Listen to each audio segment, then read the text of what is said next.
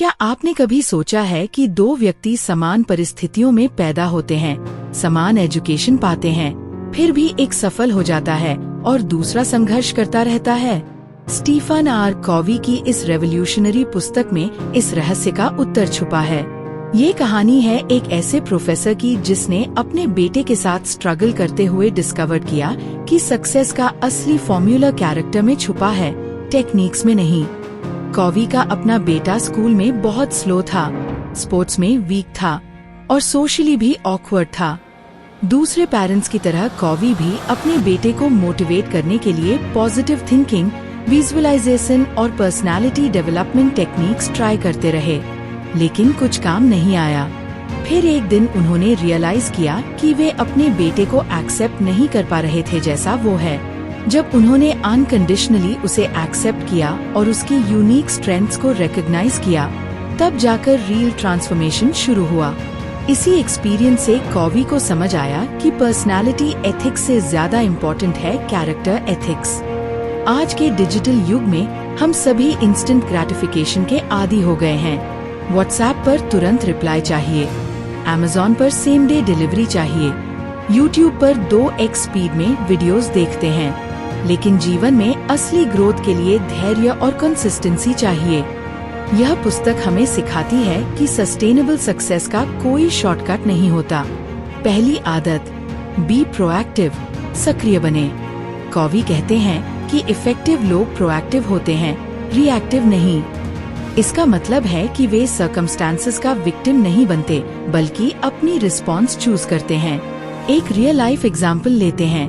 कोविड-19 के दौरान जब पूरी दुनिया लॉकडाउन हो गई, तो कुछ लोग कंप्लेन करते रहे कि सब कुछ बर्बाद हो गया, लेकिन प्रोएक्टिव लोगों ने इसे अपॉर्चुनिटी की तरह देखा। किसी ने ऑनलाइन बिजनेस शुरू किया, किसी ने न्यू स्किल्स सीखी, किसी ने फैमिली के साथ क्वालिटी टाइम स्पेंड किया। प्रोएक्टिव होने का मतलब है कि आपका बिहेवियर आपकी वैल्यूज से ड्रिवन होता है, सर्कमस्टांसेस से नहीं। अगर आपका बॉस आपके साथ रूड बिहेवियर करता है, तो रिएक्टिव पर्सन गुस्से में आकर रिजाइन कर देगा या ऑफिस पॉलिटिक्स में इन्वॉल्व हो जाएगा। लेकिन प्रोएक्टिव पर्सन पहले एनालाइज करेगा कि क्यों बॉस ऐसा बिहेव कर रहा है, फिर कंस्ट्रक्टिव अप्रोच अपनाएगा। सर्कल ऑफ कंसर्न और सर्कल ऑफ इन्फ्लुएंस का कॉन्सेप्ट बहुत पावरफुल है। हम अक्सर उन चीजों के बारे में वरी करते हैं जो हमारे कंट्रोल में नहीं है, जैसे वेदर, पॉलिटिक्स या दूसरे लोगों की ओपिनियंस। इफेक्टिव पीपल अपनी एनर्जी उन चीजों पर फोकस करते हैं जो वे इन्फ्लुएंस कर सकते हैं, अपना एटीट्यूड, स्किल्स, रिलेशनशिप्स। दूसरी आदत, begin with the and in mind, अंत को ध्यान में रखकर शुरुआत करें। यह आदत विजन और मिशन के बारे में है। कॉवी एक पावरफुल एक्सरसाइज देते हैं। इमेजिन करिए कि आप अपने फ्यूनरल में जा रहे हैं। आप क्या चाहेंगे कि लोग आपके बारे में कहें? फैमिली मेंबर्स क्या बोलेंगे? फ्रेंड्स क्या रिमेम्बर करेंगे? कोलीग्स आपको कैसे याद करेंगे? यह एक्सरसाइज आपको आपकी रियल प्रायोरिटीज क्लियर करने में हेल्प करती है। आजकल हर कोई बिजी रहता है, लेकिन बिजी होना प्रोडक्टिव होने के बराबर नहीं है। हमारे सोसाइटी में एक अजीब कंपटीशन है, कौन ज्यादा बिजी है। आजकल बहुत बिजी हूँ कहना ऑलमोस्ट एक स्टेटस सिंबल बन गया है, लेकिन यह बिजनेस अक्सर रॉन्ग डायरेक्शन में होती है। पर्सनल मिशन स्टेटमेंट बनाना जरूरी है ताकि हर डिसीजन आपकी कोर वैल्यूज के अनुकूल हो। एक बिजनेसमैन था जो रोज 12 से 14 घंटे काम करता था।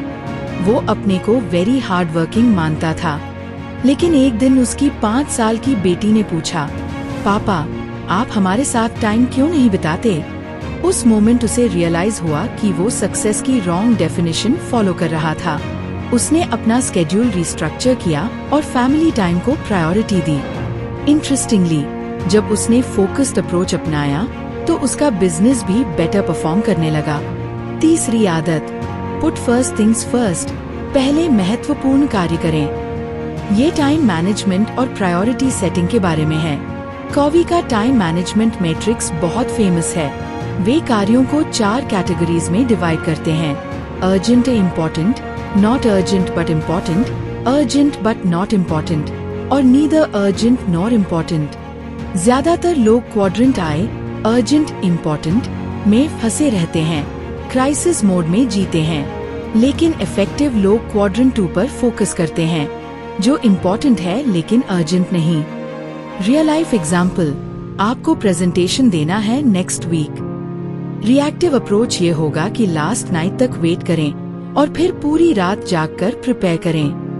प्रोएक्टिव अप्रोच ये होगा कि आज से ही प्लानिंग शुरू कर दें, रिसर्च करें, आउटलाइन बनाएं। यह क्वाड्रेंट 2 एक्टिविटी है, इम्पोर्टेंट लेकिन अर्जेंट नहीं। वीकली प्लानिंग बहुत पावरफुल टूल है। रोज का टू डू लिस्ट बनाने से बेहतर है weekly roles and goals set करना। अपने डिफरेंट रोल्स आइडेंटिफाई करें, professional, spouse, parent, friend, community member. फिर हर रोल के लिए इस वीक का की गोल सेट करें। यह अप्रोच आपको बैलेंस्ड लाइफ जीने में हेल्प करता है। चौथी आदत, थिंक विन विन, जीत जीत की सोच रखें। यह माइंडसेट के बारे में है। ज्यादातर लोग विन लूज मेंटालिटी रखते हैं, मेरी जीत के लिए दूसरे की हार जरूरी है। लेकिन अबंडेंस मेंटालिटी वाले लोग समझते हैं कि सक्सेस इन्फिनिट है, दूसरे की सक्सेस से मेरी सक्सेस कम नहीं होती। इंडियन कॉन्टेक्स्ट में एक परफेक्ट एग्जाम्पल है, जब इन्फोसिस और TCS जैसी कंपनीज ने AT इंडस्ट्री में कोलैबोरेशन किया इंस्टेड ऑफ जस्ट कंपटीशन, तो पूरा Indian AT sector globally recognised हुआ। अगर सिर्फ कट थ्रोट कंपटीशन होती तो शायद कोई भी कंपनी इतनी हाइट्स अचीव नहीं कर पाती। रिलेशनशिप्स में भी यह प्रिंसिपल अप्लाई होती है।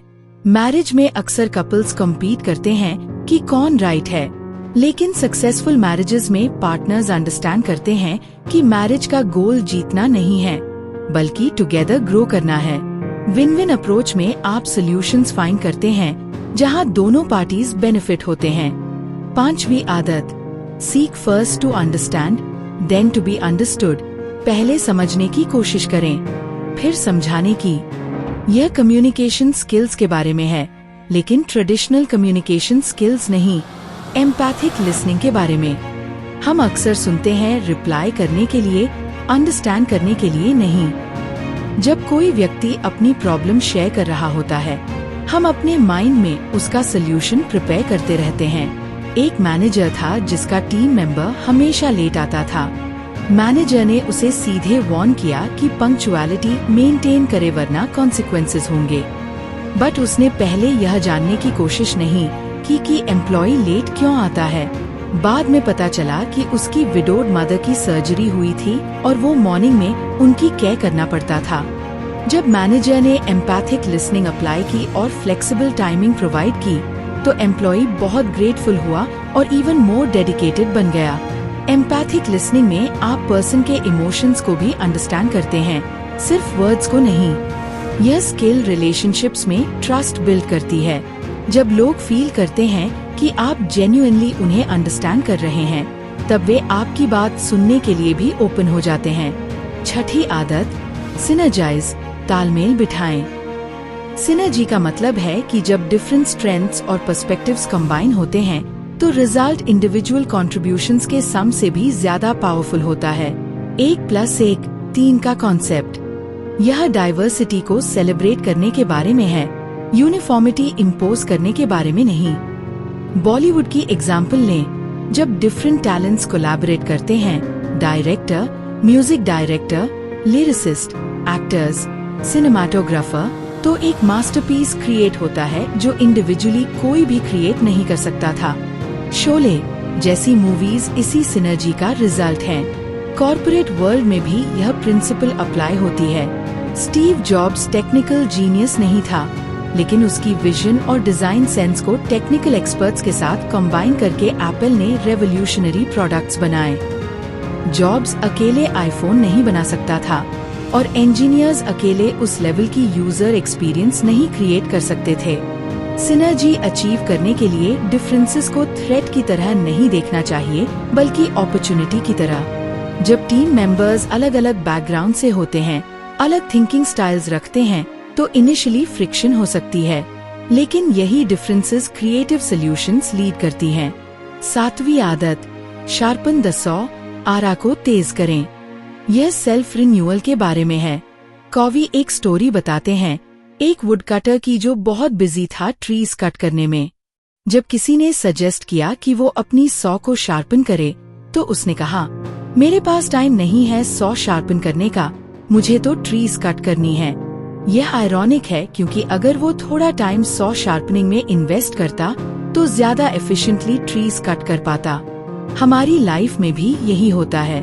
हम इतने बिजी हो जाते हैं डेली टास्क्स में कि हम अपनी कैपेसिटी को रिन्यू करना भूल जाते हैं। सॉ शार्पनिंग 4 डायमेंशंस में होती है, फिजिकल, मेंटल, इमोशनल और सोशल और स्पिरिचुअल। फिजिकल डायमेंशन में रेगुलर एक्सरसाइज, प्रॉपर डाइट और एडिक्वेट रेस्ट शामिल है। आजकल हमारी सेडेंट्री लाइफस्टाइल की वजह से यह बहुत निग्लेक्ट होता है। मेंटल डायमेंशन में reading, learning new skills, writing शामिल है। इमोशनल डायमेंशन में रिलेशनशिप्स बिल्ड करना और मेंटेन करना है। स्पिरिचुअल डायमेंशन में वैल्यूज क्लैरिफाई करना, नेचर के साथ कनेक्ट करना, मेडिटेशन या प्रेयर शामिल है। एक सक्सेसफुल एंटरप्रेन्योर था जो इनिशियली 18 से 20 घंटे काम करता था। उसकी हेल्थ डिटेरियोरेट होने लगी, रिलेशनशिप स्ट्रेन हो गई। फिर उसने बैलेंस्ड अप्रोच अपनाया, morning workout, family time, weekend breaks. Initially उसे लगा कि प्रोडक्टिविटी डिक्रीज हो जाएगी, लेकिन एक्चुअली उसकी डिसीजन मेकिंग इम्प्रूव हुई, क्रिएटिविटी बढ़ी और ओवरऑल आउटपुट बेहतर हो गया। पैराडाइम शिफ्ट्स और कैरेक्टर एथिक्स, इस पूरी फिलॉसफी का कोर है पैराडाइम शिफ्ट्स। हमारे सोसाइटी में पर्सनालिटी एथिक्स डोमिनेंट है, image management, techniques, quick fixes. लेकिन कैरेक्टर एथिक्स फंडामेंटल प्रिंसिपल्स पर बेस्ड है, integrity, humility, fidelity, temperance, courage, justice, patience, industry, simplicity, modesty. Modern world में हम एक्सटर्नल वैलिडेशन के लिए जीते हैं, सोशल मीडिया लाइक्स, अदर्स की ओपिनियंस, मटेरियलिस्टिक सक्सेस। लेकिन इनसाइड आउट अप्रोच में हम अपनी कोर वैल्यू से ड्रिवन होते हैं। यह अप्रोच सस्टेनेबल है क्योंकि यह एक्सटर्नल सर्कमस्टांसेस पर डिपेंडेंट नहीं है। इन हैबिट्स को इम्प्लीमेंट करने के लिए ग्रेजुअल अप्रोच अपनाना जरूरी है। एक साथ सभी हैबिट्स प्रैक्टिस करने की कोशिश न करें।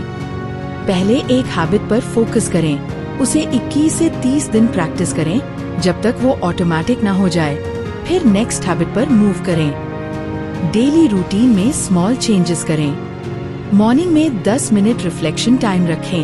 प्रोएक्टिव रिस्पॉन्स के बारे में सोचें। वीक में एक बार अपने रोल्स और गोल्स रिव्यू करें। कॉन्वर्सेशंस में कॉन्शियस एफर्ट करें।